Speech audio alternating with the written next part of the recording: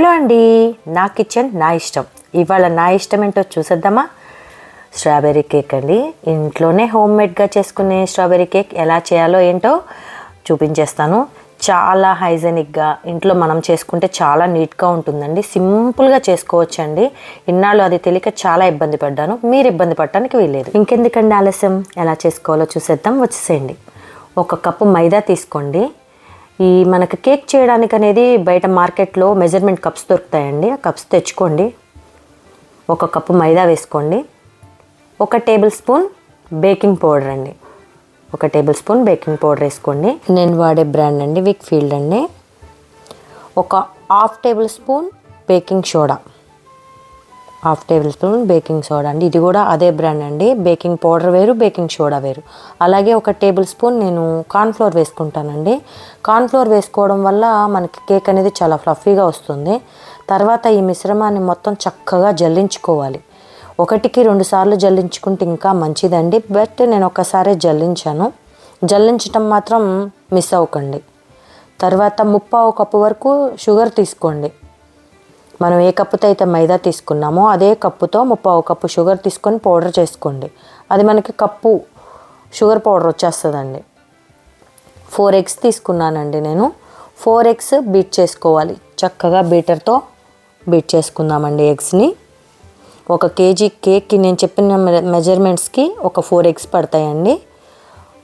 ఎగ్స్ని చక్కగా ఇలా బీట్ చేసుకోండి. మనకి కేక్ మంచిగా రావాలి అంటే అండి కొన్ని ఐటమ్స్ మన ఇంట్లో ఉండాలండి కంపల్సరీగా. ఇలా బీటర్ అయితే కన్ఫామ్గా ఉండాలండి. బీటరు, ఇలా కొన్ని మెజర్మెంట్ కప్స్ అని ఇవన్నీ ఉండాలండి. చక్కగా ఇలా ఫోమీలాగా రావాలి. ఇలా బీట్ చేసుకున్న తర్వాత స్ట్రాబెర్రీ ఫ్లేవర్ అండి. నేను స్ట్రాబెర్రీ కేక్ చేస్తున్నాను కాబట్టి స్ట్రాబెర్రీ ఫ్లేవరు. అలాగే మనం క్రీమ్ కోసం అని చెప్పేసి నేను పింక్ ఫుడ్ కలర్ కూడా తీసుకున్నానండి.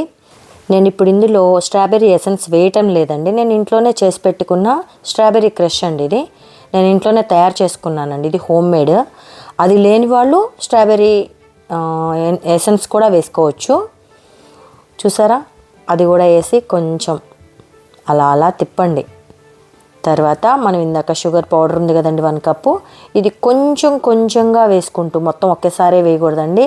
కొంచెం వేసుకుంటూ తిప్పుకోండి. కొంచెంగా వేసుకొని ఇలా తిప్పుకుంటూ ఉంటే ఇప్పుడు దాకా ఫోమీగా వచ్చిందంతా మంచి క్రీమీ టెక్స్చర్లోకి మారుతుందండి.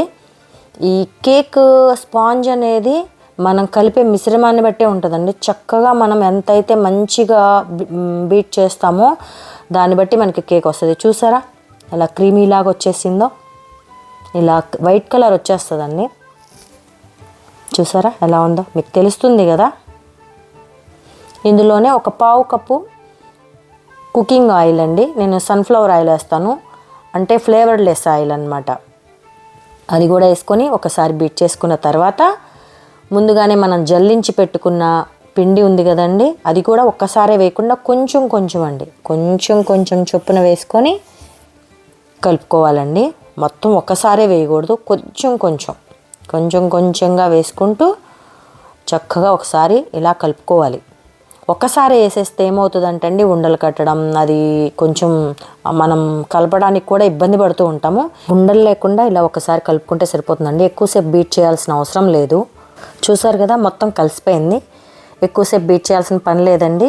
తర్వాత చక్కగా స్పాచులా తీసుకొని, నేను బీట్ చేయడం వల్ల చుట్టూ అంటుకుందండి, అదంతా క్లీన్ చేసుకొని ఒక చోటకి తెచ్చుకొని కట్ అండ్ ఫోల్డ్ మెథడ్లో, చూసారు కదా ఈ విధంగా కట్ అండ్ ఫోల్డ్ మెథడ్లో కొంచెం సేపు పిండిని చక్కగా కలుపుకోండి. ఇలా కలుపుకోవడం వల్ల ఏమవుతుందంటే మనకి కేక్ అనేది చాలా బాగా వస్తుందండి. మనం ఇదేంటి బీట్ చేసిన తర్వాత ఎమ్మటే అలా వేయటం కన్నా కూడా ఒకసారి అంటే ఒకసారి కాదు, ఒక 2-3 మినిట్స్ చక్కగా కట్ అండ్ ఫోల్డ్ మెథడ్లో ఇలా కలుపుకుంటూ ఉండండి పిండిని.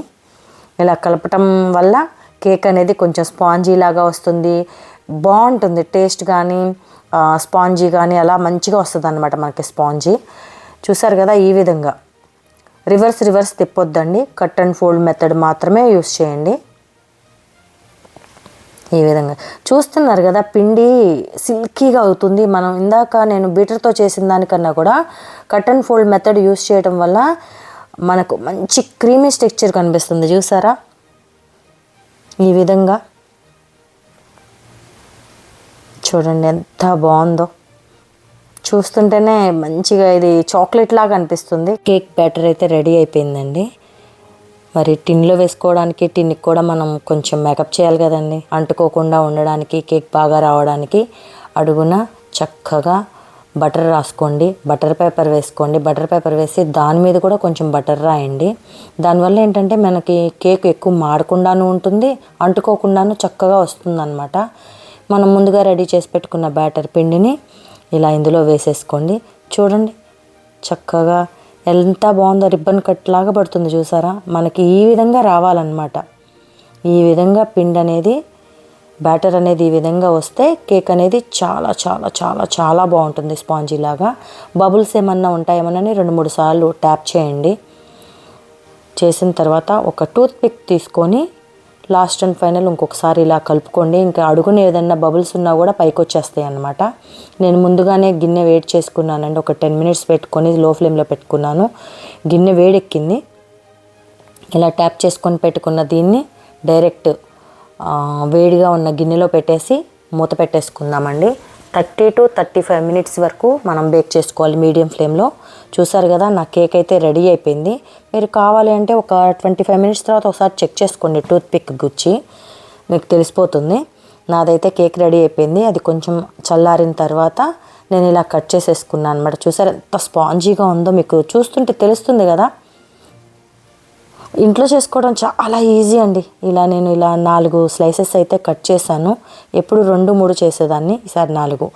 ముందుగా మనం తయారు చేసి పెట్టుకున్న షుగర్ సిరప్లో నేను స్ట్రాబెర్రీ ఫ్లేవర్ చేస్తున్నాను కాబట్టి స్ట్రాబెర్రీ క్రష్ వేసుకున్నానండి, ఫ్లేవర్ బాగుండడం కోసం. కలిపి పక్కన పెట్టుకున్నాను. మనం ఏ కప్పుతో అయితే మైదా తీసుకున్నామో ఆ కప్పుతో కప్పున్నర నేను విప్పింగ్ క్రీమ్ తీసుకున్నానండి, విప్ క్రీమ్ తీసుకున్నాను. మరి కేక్ను ముస్తాబ్ చేయాలి కదా, చక్కగా డ్రెస్సింగ్ చేయాలి కదా దానికి. ఇప్పుడు కేక్ అయితే రెడీ అయిపోయింది.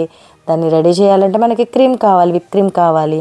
దానికోసం కప్పున్నర తీసుకొని ముందు 1లో పెట్టుకొని బీట్ చేయండి. ఒకసారే స్పీడ్ పెంచొద్దు. అలా 1 నిమిషం చేసిన తర్వాత కొంచెం కొంచెం పెంచుకుంటూ ఇలా బీట్ చేసుకుంటూ ఉంటే మంచిగా మనకి క్రీమ్ అనేది గట్టిపడుతుంది. చూసారు కదా ఈ విధంగా లేయర్స్ లాగా చూస్తున్నారు కదా, మీకు తెలుస్తుంది కదా. ఈ విధంగా రావాలి. ఒకసారి అలా అయిపోయిన తర్వాత ఉంచి చూడండి, కింద పడదన్నమాట. ఇందాక లిక్విడ్ లాగా ఉంది, ఇప్పుడు గట్టిగా అయిపోయింది. ఇందులో నేను స్ట్రాబెర్రీ ఫ్లేవర్ కాబట్టి స్ట్రాబెర్రీ క్రష్ వేసుకున్నాను. కొంచెం వేసుకొని ఒకసారి అలా కలుపుకున్నాను. మరి కలర్ కావాలని చెప్పేసి ఫుడ్ కలర్ తీసుకున్నాను కదా, అందుకని 1 డ్రాప్ వేస్తే సరిపోయేది. నేను 2 డ్రాప్స్ వేసాను. కొంచెం ఎక్కువ అనిపించింది కానీ బాగానే ఉంది, లైట్ అయిపోయింది. మీరు కావాలంటే 1 డ్రాప్ వేసుకొని లైట్ బేబీ పింక్ కలర్ కూడా చేసుకోవచ్చు. చూసారు కదా ఈ విధంగా నా విప్పింగ్ క్రీమ్ కూడా రెడీ అయిపోయింది అనమాట. ముందు మనం కట్ చేసి పెట్టుకున్న కేక్ స్లైసెస్ని తీసుకొని షుగర్ సిరప్లో మనం ఇది వేసుకున్నాం కదండి, స్ట్రాబెర్రీ ఫ్లేవర్ క్రష్, దాంతో చక్కగా సోక్ చేసుకోవాలండి. పేస్ట్రీ అంటేనే మనకి లోపల జ్యూసీగా ఉండాలి, అందుకని షుగర్ సిరప్ వేస్తాము. దాంతోపాటు నేను కొంచెం ఫ్లేవర్ కూడా కలవాలని చెప్పేసి స్ట్రాబెర్రీ క్రష్ కూడా వేశాను. చూసారు కదా ఈ విధంగా మనం క్రీమ్ తయారు చేసుకున్నాం కదా, ఆ క్రీమ్ని లేయర్స్కి ఇలా పూసుకుంటూ, స్ట్రాబెర్రీ మనకి ఎక్కువ ఫ్లేవర్ రావాలి అంటే స్ట్రాబెర్రీ క్రష్ని కొంచెం కొంచెం వేసుకొని ఇలా ఫిల్ చేసుకుంటూ మళ్ళీ ఇంకో బేస్ పెట్టుకొని దాని మీద మళ్ళీ షుగర్ సిరప్ని వేసుకొని సోక్ చేసుకొని, చూసారా చక్కగా అలా వేసుకోవాలన్నమాట. వేసుకొని ఇందాక ఉన్న క్రీమ్ని ఇలా లేయర్స్ పెట్టుకుంటూ ఉండాలండి. చక్కగా బాగుంటుంది. మనకి ఎన్ని లేయర్స్ కావాలంటే అన్ని లేయర్స్ పెట్టుకోవచ్చు. నేను ప్రతిసారి 3 లేయర్సే కట్ చేసేదాన్ని, ఈసారి 4 లేయర్స్ కట్ చేశాను. కొంచెం షేపు రౌండ్గా తెద్దాం అనుకున్నాను అనమాట. యాక్చువల్గా అయితే పైన ఉన్నదాన్ని నేను మధ్యలో పెడతాను, ఈసారి పైన పెట్టేశాను. మనకి క్రీమ్తో పాటు స్ట్రాబెర్రీ ఫ్లేవర్ రావాలి అంటే స్ట్రాబెర్రీ క్రష్ కూడా వేసుకొని చేసుకుంటుంటే బాగుంటుంది. లేయర్కి చాకో చిప్స్ కూడా వేసుకోవచ్చు, బట్ నేను వేయలేదనమాట, 1 లేయర్కే వేశాను.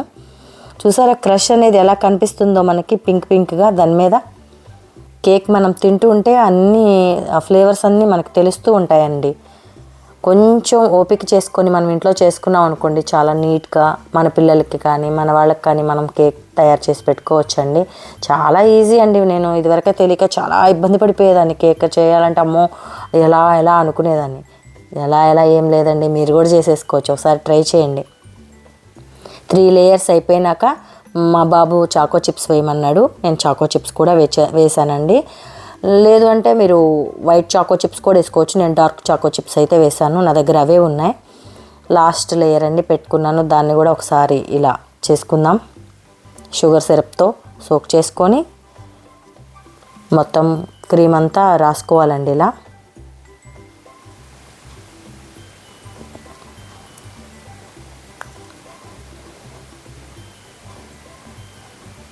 చూసారు కదా, ఈ విధంగా రాసుకొని ఒక ½ అన్ అవర్ అయితే నేను ఫ్రిడ్జ్లో పెడతానండి. కోటింగ్ వేసిన తర్వాత ఒకసారి ఒక ½ అన్ అవర్ పెడితే ఫ్రిడ్జ్లో మనకి గట్టి పడుతుంది, తర్వాత మనం చేసుకోవడానికి చాలా ఈజీగా ఉంటుంది. ½ అన్ అవర్ తర్వాత చూసారా నీట్గా వచ్చేసింది. ఇప్పుడు దీన్ని మనకి కావలసినట్టు మనం రెడీ చేసుకుందామండి. మిగతా విప్ క్రీమ్ ఉంది కదండి, అది కూడా వేసి చక్కగా నీట్గా మనకి ఎంత కావాలి అంటే కొంతమంది తక్కువ తింటారు విప్ క్రీమ్, వాళ్ళు తక్కువ వేసుకోండి. నేనైతే చాలా తక్కువ రాసాను అనమాట, ఎక్కువ ఇష్టపడం మేము, కొంచెం తక్కువే వాడాను. కావాలంటే మీరు కొంచెం ఎక్కువ వేసి చేసుకోవచ్చండి. కోటింగ్ మొత్తం కంప్లీట్ అయిన తర్వాత నా దగ్గర ఉన్న దాంతో ఇలా ఫ్లవర్స్ వేసుకొని స్ట్రాబెర్రీ క్రష్ వేసుకున్నానండి. దీంతోపాటు నా దగ్గర ఉన్న దాంతో దాన్ని కొంచెం ఇంకా ముస్తాబ్ చేశాను అనమాట, మంచిగా కలర్ఫుల్గా.